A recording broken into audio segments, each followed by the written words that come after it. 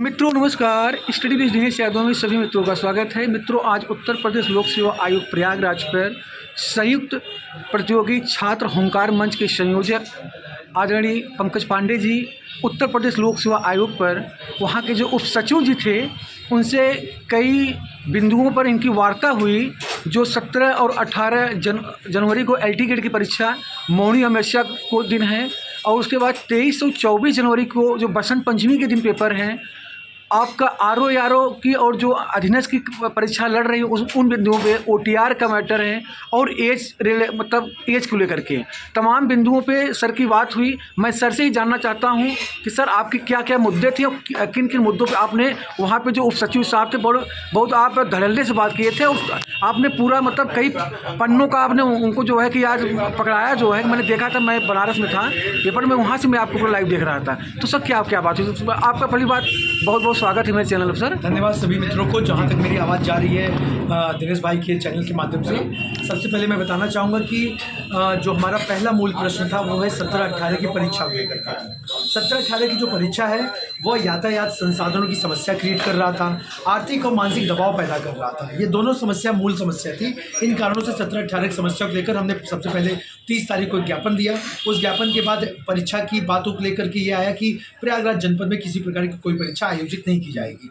उसके बाद पुनः हमने एक पत्र 1 तारीख को दिया कि अगर प्रयागराज में नहीं होगी तो क्या प्रयागराज में आने वाले श्रद्धालु बनारस नहीं जाएंगे कि अयोध्या नहीं जाएंगे, राम के दर्शन भी करेंगे और इधर काशी विश्वनाथ का भी दर्शन करने जाएंगे। क्योंकि जो दक्षिण भारत या तमाम पश्चिमी भारत के आते हैं वो लोग प्रयागराज के दर्शन स्नान करके सीधा काशी विश्वनाथ जाते हैं, वहाँ से अयोध्या जाते हैं। सभी जो भी हमारे तीर्थ स्थल हैं, अगर कोई आ रहा है अपनी श्रद्धा से तो वह व्यक्ति यहाँ पे दर्शन करने जरूर आता है और जाता भी है। इन सारी स्थितियों को देखते हुए जो हमारे 17-18 के विद्यार्थी होंगे, जिनका खास करके अंग्रेजी का है, हमारा सोशल स्टडीज़ का है, खेल का है या परीक्षाओं का है, इस ठंड सर एक मिनट रोकना चाहता हूँ। कुछ अभ्यर्थी कमेंट में कह रहे थे कि एलटी गेट की परीक्षा जो है कि सर आप लोग मत रोकिए, तो मैं उनको क्लियर कर देना चाहता हूँ आपके माध्यम से। आप परीक्षा रोकने नहीं गए थे, आप अभ्यर्थियों के हित में कार्य करने गए थे कि परीक्षा हो 1 हफ्ते बाद करा लें।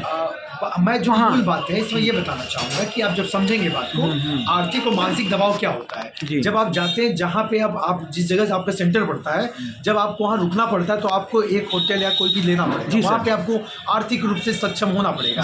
जब 1 दिन का रुकना होता है तो मात्र 2000 रुपये मिनिमम खर्चा होता है और मानसिक दबाव ये होता है कि अगर 2000 जेब में नहीं है तो कहाँ से आएगा।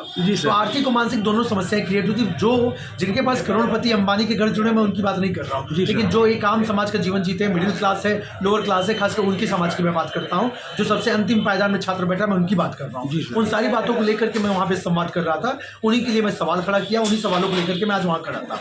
तो 17-18 की परीक्षा को स्थगित करने की बात मैं नहीं कर रहा हूं कि स्थगित उतना ही करें जिससे कि आगे के बच्चों को मौका मिल सके और अगले 15 दिन बाद, मतलब कि जैसे ही कुंभ का समय खत्म होता है, आप चाहे सब डेट रखते हैं, हमें कोई दिक्कत नहीं है। तो इन्हीं सब बातों के साथ संवाद हुआ, उसमें हमें पॉजिटिव अप्रोच ये मिला है कि उन्होंने इस पर कहा पुनर्विचार हम कर रहे हैं, लेकिन एक तरह से हमारी परीक्षाएं, हमारा सारा सिस्टम सेट हो चुका। हमने कहा इतना जल्दी 10 दिन में आपने इलाहाबाद जोन के पेपर कहाँ ले गए?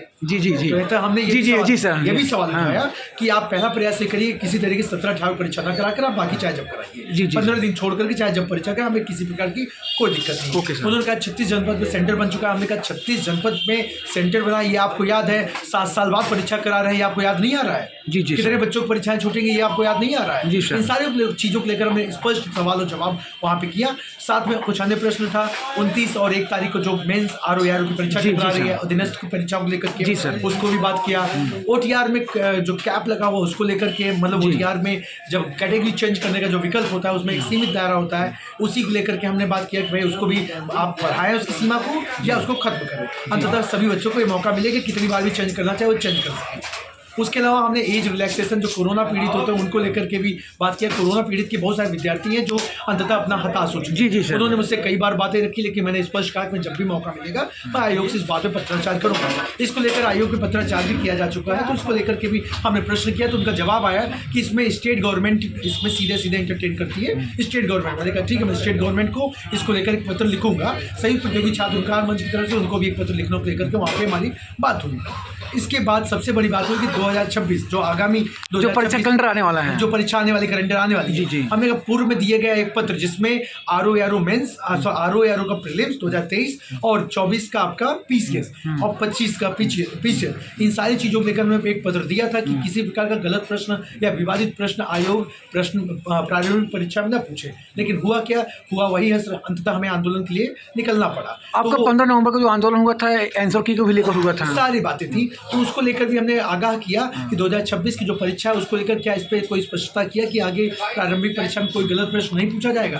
इन सारी बातों लेकर पूरा कंक्लूजन बोले तो जिस प्रकार का अगर हर तरह के कोई भर्ती कोई भी बात अगर कोई अन्याय हो रहा है तो उसके लिए हम अकेले भी आ रहे हैं, तो उस अन्यायपूर्ण रवैये को खत्म करे आयोग, यही हमारी बात हुई है। सर जैसे आप सबसे पहले 17-18 की लोग लेकर के ज़्यादा फोकस, सर वहाँ पे बहुत से अभ्यर्थी जाते हैं लेकिन उप सचिव साहब नहीं आते जल्दी बाहर, लेकिन आप अकेले गए, मतलब एक नहीं दो सचिव आकर गेट के बाहर आपसे मतलब, और आप दोनों लोग को जो है कि एकदम फेस कर रहे थे। हम अकेले नहीं थे, संयुक्त नहीं, मैं वहाँ पे बहुत जुड़े हुए बहुत ही कम बच्चे थे वहाँ पे, लाखों करोड़ों छात्रों का हम आवाज कर रहे थे, आवाज थे वहाँ। मुझे अकेले आप नहीं कर सकते, दिखते हम अकेले हैं लेकिन लोग बहुत होते हैं। जी जी जी, इनविजिबल मेंबरशिप हमारी वैसे ही कोई दिखता नहीं है। तो परीक्षा जो लोकसभा अपना कैलेंडर कब जारी कर रहा है, मतलब क्या बात? कैलेंडर तो जैसे जैसे दबाव बढ़ेगा कैलेंडर पहले आ जाएगा, कैलेंडर भी आ जाएगा, सब कुछ होगा। लेकिन मूल प्रश्न ये है कि हमारे 17-18 परीक्षा अगर जबरदस्ती ये कराते हैं और 29 और 1 की परीक्षा जबरदस्ती कराते हैं तो अंततः मैं एक दिन का विरोध प्रदर्शन करूंगा, वो अकेले ही करूंगा, बाकी आम। और आपने एक बात और भी कहा था उनसे कि मतलब आयोग में कुछ कर्मचारी जो है लेन देन की बात हुआ, आप इस बात को लेकर आज मैंने आरोप लगा दिया। कारण ये था कि 2 छात्रों ने मुझे इस पे बात पे टोका,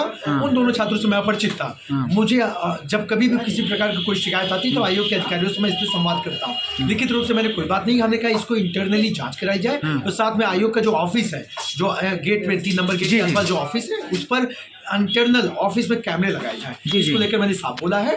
और इसको आंतरिक जांच कराएं, क्योंकि भविष्य में अगर कोई बड़ा सवाल खड़ा होगा तो उसमें ये छोटे सवाल को अगर आपने नज़रअंदाज किया तो यही छोटा सवाल कब बहुत बड़ा सवाल बन जाएगा, आपको पता है। और आपने उस सचिव साहब से भी कहा कि जो है कि आपने गए वहाँ पे, मतलब विंडो किस विंडो गए थे, किसी विंडो पे आप बोला कि हमें एप्लीकेशन दिए, आपकी बात ना करें, उसके बाद 1-2 दिन बाद जो है पेपर निकाल दिया जाता है कि यहाँ परीक्षा नहीं होने वाली। दुख की बात है कि जब हम परीक्षा के लिए हम जाते हैं अपनी समस्या लेके तो आयोग एक को वैकेंसी दे देता है। हम जाते हैं हमारा काम कराए तो लंदन और पेरिस का ड्राफ्ट दे देता है। मतलब अंततः कुल मिला के छात्रों की समस्या ये है कि वो अकेले जाता है तो सुनता नहीं, भीड़ आए तो कहते हैं कि बहुत बच्चे आ गए हैं। तो हम सारे जो गांधीवादी और संवैधानिक दायरा है वो पूरा अपनाते हुए काम करते हैं। एक भी सवाल ऐसा नहीं जाएगा जो आपको लगेगा नाजायज़ काम कर रहे हैं। हम पूर्ण रूप से जो छात्रों के हित में होगा वही सवाल खड़ा करते हैं, क्योंकि हम भी शिक्षक हैं तो हमें पता है, और हम भी छात्र हैं तो हमें दोनों सवालों और जवाब दोनों पता है कि क्या आयोग कर रहा है, आयोग किस तरह से छात्रों को परेशान कर रहा है, किन किन परीक्षाओं में किस किन तरह से समस्याएं क्रिएट कर रहा है। आयोग की एक बातों से परिचित हूँ।